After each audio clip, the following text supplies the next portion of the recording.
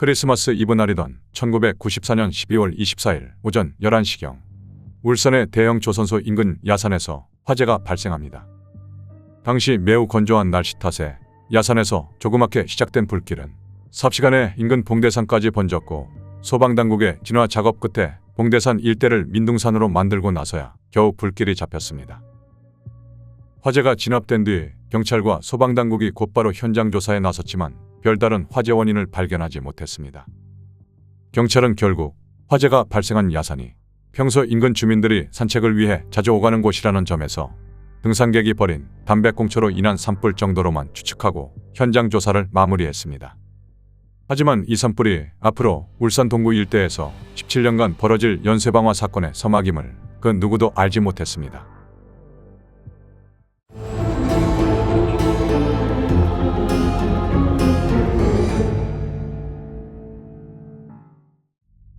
첫 산불이 발생한 뒤로 울산시 동구 일대에서는 원인 모를 산불이 잇따라 발생합니다. 처음에는 봉대산 인근에서만 발생했던 산불이 점차 인근 마골산, 연포산으로까지 확산하기 시작했습니다. 등산객의 부주의로 인한 산불 정도라 생각했던 경찰도 화재가 자꾸 이어지자 고의적인 방화 사건으로 판단했습니다. 이에 따라 1995년 현상금 500만 원을 내걸고 방화용의자 추적에 나섭니다. 하지만 첫 방화로 추정되는 1994년 산불부터 2005년까지 무려 11년 동안 60여 차례 산불이 발생했는데도 용의자는커녕 방화의 흔적조차 발견되지 않자 인근 주민들 사이에선 꼬리에 불붙은 다람쥐 요괴가 불을 붙이고 다닌다라는 웃지 못할 소문도 퍼지기 시작했습니다. 이때부터 정체 모를 방화범은 봉대산 불다람쥐라 불리기 시작하며 전국적으로 악명을 떨치기 시작했습니다. 경찰은 봉대산 불다람쥐를 잡기 위해 2005년 4월 봉대산 방화전담 수사팀을 꾸렸고 94년 최초 발화부터 2005년까지 약 11년 동안 봉대산 인근에서 잡힌 모든 휴대전화 사용 내역 2만여 건에 대한 추적에 들어갔습니다.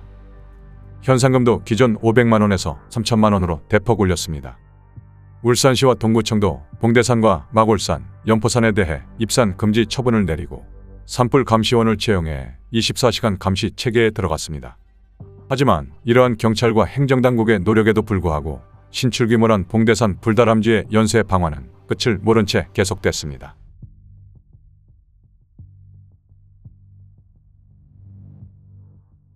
(10여) 년간 진행된 방화로 인해 민둥산이 되다 못해 사막처럼 변해버린 봉대산 일대.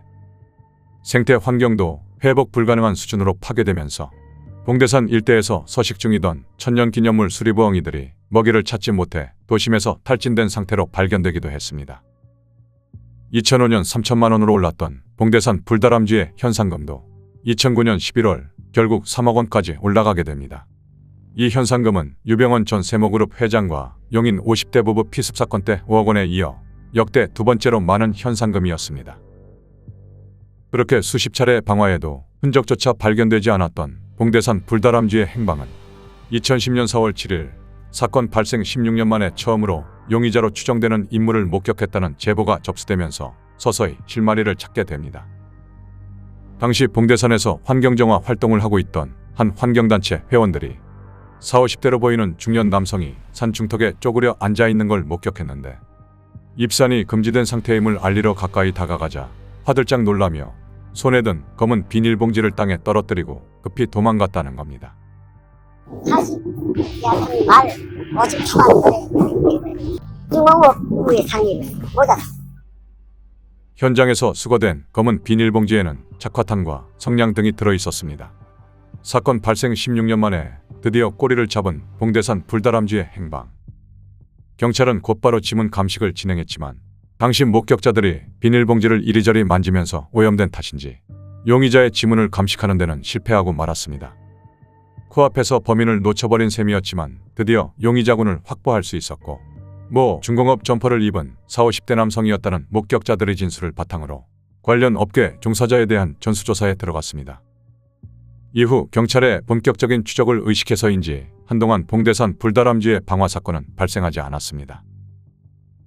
그런데 1년 뒤인 2011년 3월 12일 저녁 7시경 봉대산 인근 마골산에서 또다시 봉대산 불다람쥐의 소행으로 추정되는 산불이 발생합니다. 경찰의 본격적인 추적이 진행되고 있는 가운데 벌어진 봉대산 불다람쥐의 대담한 방화. 마치 자신을 잡을 수 있으면 잡아보라는 식의 범행에 경찰도 수사력을 집중해 용의자 추적에 나섰습니다. 하지만 아쉽게도 이번 화재 역시 모든 것이 새까맣게 타버려 범인의 흔적을 찾기는 쉽지 않았습니다. 그렇게 경찰이 방화범을 찾기 위해 노력하는 사이 울산 동부경찰서로 봉대산 불다람쥐가 포착됐다는 제보가 접수됩니다. 제보를 한 사람은 화재가 발생한 마골산 인근의 한 아파트 관리소장이었습니다. 이 관리소장은 경찰이 마골산 인근 CCTV 영상을 찾고 있다는 소식을 듣고 혹시나 하는 마음에 아파트 CCTV 영상을 확인해 봤는데 화재가 발생한 당일 한 남성이 아파트 주차장 너머 야산에서 수상하게 움직이고 있는 모습이 찍혀 있었고 이 남성이 자리를 떠나고 약 4분 뒤 화재가 발생했다고 말했습니다. 경찰은 즉시 해당 남성의 인상착의를 확인해 동선 추적에 들어갔고 이 남성이 봉대산 인근 모 아파트에 거주 중인 51살 남성 김모 씨임을 확인했습니다. 경찰은 김 씨를 연쇄방화 용의자로 붙잡아 집중조사에 들어갔습니다. 하지만 김 씨는 범행을 극구 부인했습니다. 당시 화재가 난 장소에 다녀간 것은 맞지만 저녁 식사를 마치고 산책을 다녀온 것이라고 주장했습니다.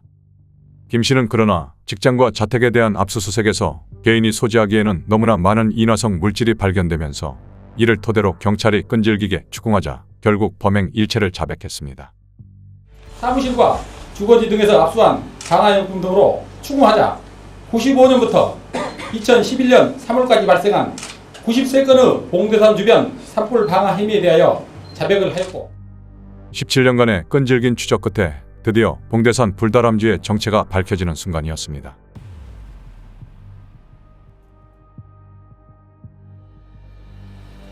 (17년간) 무려 96차례 방화를 저지른 끝에 붙잡힌 봉대산 불다람쥐 51살 김모 씨.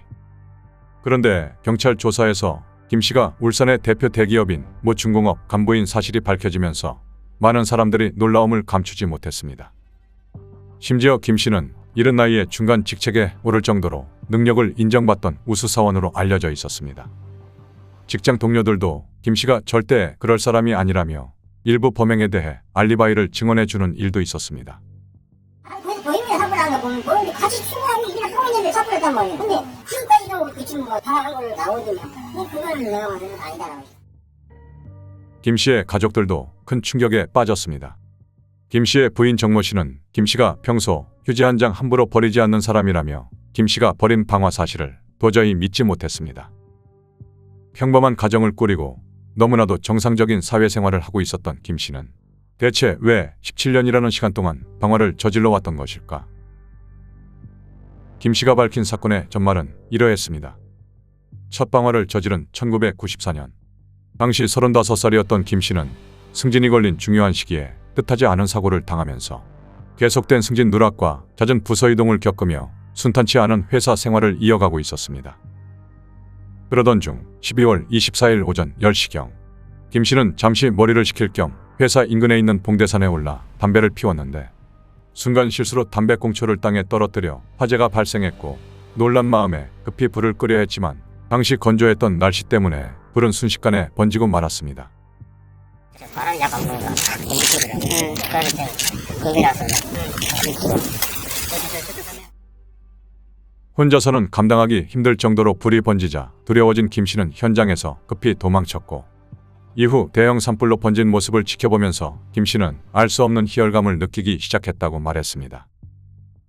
이후로 기분이 좋지 않을 때면 회사에서 일을 하다가도 한밤중에도 산에 올라가 불을 지르기 시작했고 범행 수법도 나날이 발전해 처음에는 라이터로 잔가지에 불을 붙이는 정도였지만 나중에는 두루마리 화장지를 꼬아 불을 지르거나 너트에 성냥과 휴지를 묶어 멀리 던지는 등 다양한 방법으로 불을 질렀습니다.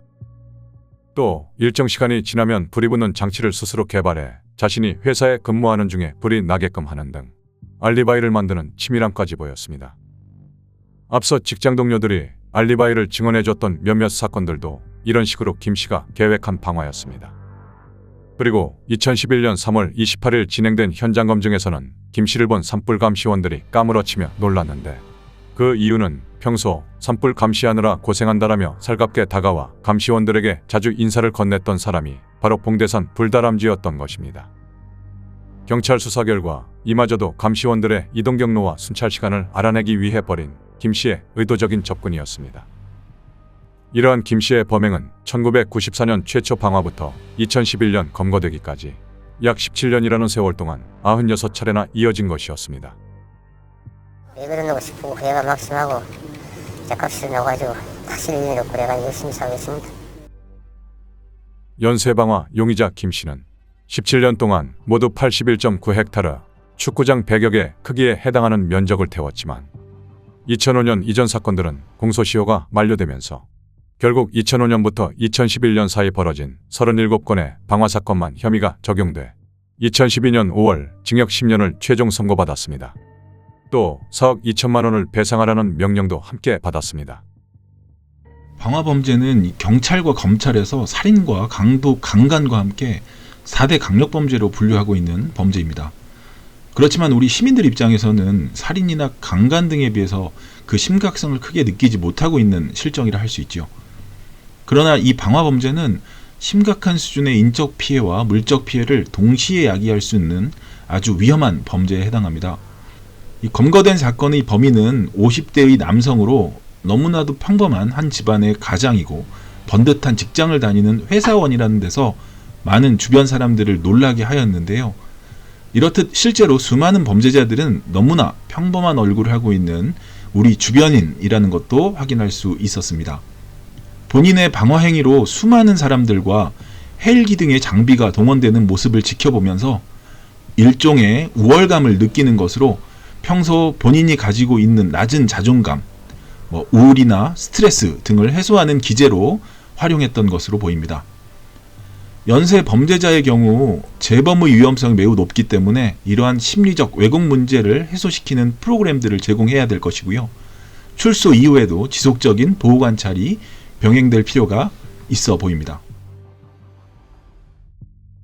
김 씨가 검거된 이후 3억 원의 현상금은 어떻게 됐을까?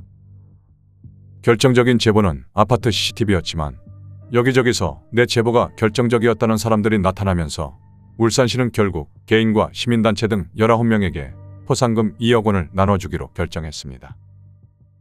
봉대산 불다람쥐 김 씨는 10년간의 복역을 마치고 2021년 3월 25일 출소해 다시 사회구성원으로 살아가고 있습니다.